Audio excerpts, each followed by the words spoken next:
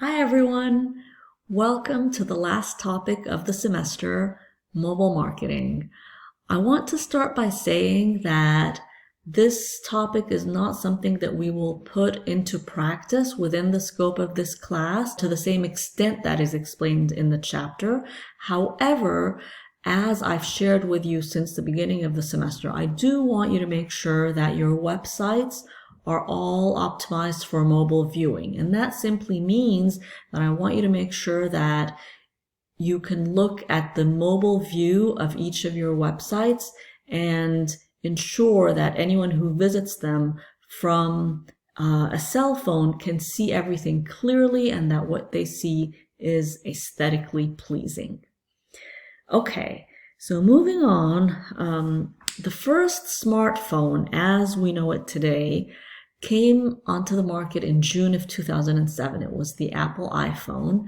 There were what we might consider a smartphone before then. So, for example, we had the BlackBerry, we had a few other things, but they weren't really what we'd call a smartphone today. They did not have the same internet capabilities. They didn't have the same location services. And location is really the number one thing that is so compelling for cell phone users and for marketers.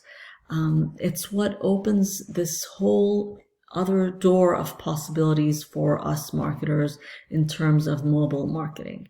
And with that, with these location-based capabilities come huge ethical implications and a huge responsibility. So I want you to keep that in the back of your mind throughout this week's topic and also throughout your practice as marketers, that when you have this data at your fingertips, make sure that your level of responsibility and your level of ethics is in line with, the level of trustworthiness that you need to show.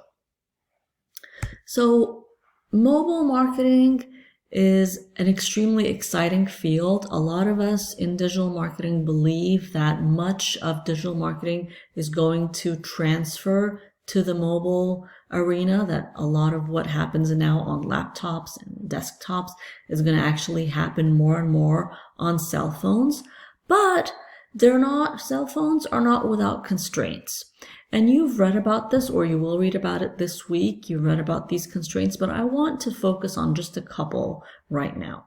The first one is less information. So simply because our mobile screens are smaller, but also because they have slower processors and the internet connections are typically slower on mobile, we have less information. Our mobile users have less information.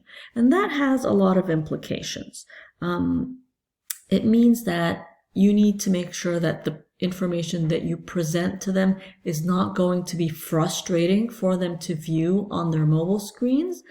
But it also means, and this is a little bit beyond what's in your book, it also means that they will be processing the information differently. So research has shown that when I don't have all of the information right in front of my eyes, when I'm looking at it in terms of bits and pieces, I tend to think of it more concretely rather than more holistically. So let me give you an example. If I'm looking at a backpack on my desktop or on my laptop and all of the information for purchasing it and all of the product information is right there in front of my eyes, I think more holistically, meaning I think about how can this laptop be useful for me at school or on my hiking trip or on my camping trip. And that means that represents holistic thinking. Whereas if I'm looking at it on my cell phone and I'm looking at a picture of it on the screen, and then I have to scroll back up to see maybe the description of its material, and then I have to scroll again to see the price and shipping information. I think much more concretely. I think about the zipper and the sizes of the pockets and the material that it's made up of. So knowing that information can help marketers decide on what information to present on each platform and how much of it to present on each platform to help their customers best make the decision. The other constraint that I want to focus on is fat finger clicking.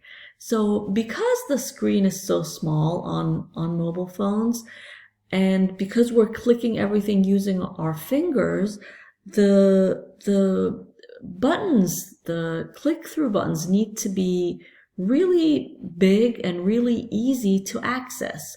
That's our attitude right now. That was not always marketers' attitude, unfortunately. Marketers used to take advantage of that fact by designing websites in a way that actually took advantage of fat finger clicking so that people would click through ads by mistake because they were clumsily fat finger clicking. Over time, metrics showed that this was not useful, that it was actually counterproductive, that when people clicked through to ads by mistakes, conversions did not result. And thankfully, that practice is now really something of the past. Okay, so mobile behavior. People, when they're browsing marketing material, marketing content on mobile, they tend to have a little bit different behavior and a little bit different expectations. Some of their attitudes go like this: what can you do for me right now? So we're a little bit impatient on mobile.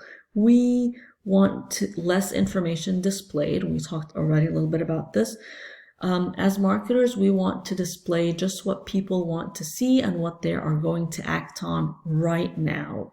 The good news is people might actually need less information to convert. So in order to achieve conversions, you need to provide them with even less information. So that's something to keep in mind if you're designing a separate mobile version of your website in addition to your desktop version. Let me check.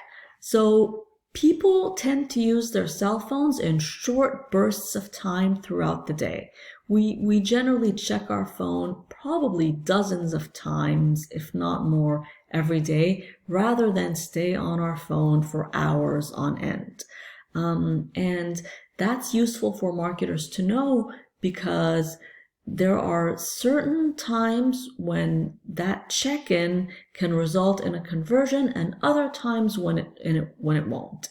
And websites like HubSpot, which you all have access to currently, and Hootsuite and others publish data regularly that tell us what times of day, what hours of the day, and what days of the week are more likely for people to convert on cell phones. So that's very useful, knowing that people come on for short bursts of time.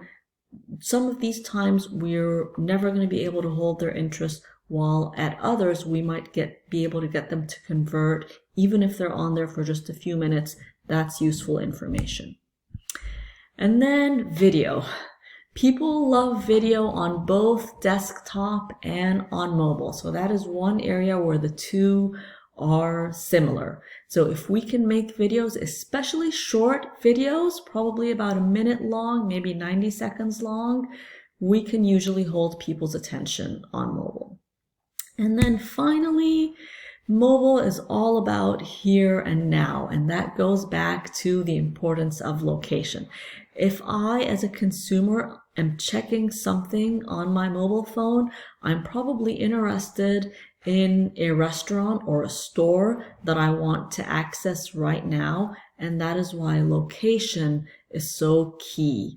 Location services are so key, and having ads targeted for people who might want that service in the current location and also at the current time is so important. And we call that location-based targeting. And let's look at that in a little bit more detail.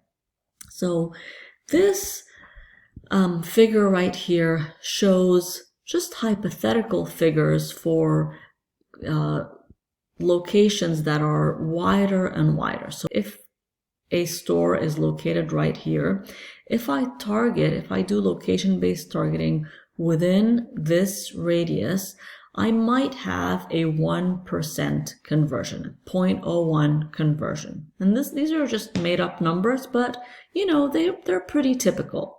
If I increase the radius so that I'm at this bigger circle, the conversion is going to be a little bit less. Well, actually a lot less. It's going to be 0.001.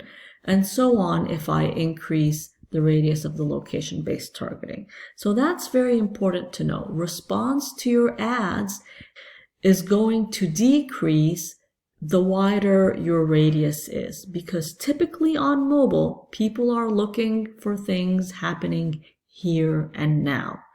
Now you can make these conversions even higher and increase the response rate by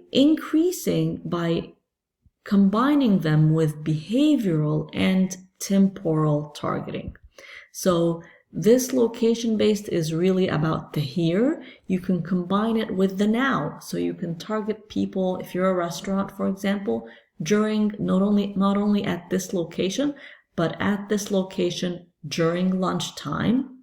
And then if you're an Italian restaurant, you can target people who have an interest in Italian restaurants, and that can be based on their previous search data or their social media interest, and then maybe doing that can increase that conversion rate from 0.01 to say 0.05 or maybe even 0.1. Okay, finally, I'm going to reserve most of the discussion about new directions in mobile marketing for the discussion forum, but I want to quickly talk about just two innovations in mobile marketing. One of them is not really all that new anymore, and it is mobile payment systems, things like Apple Wallet.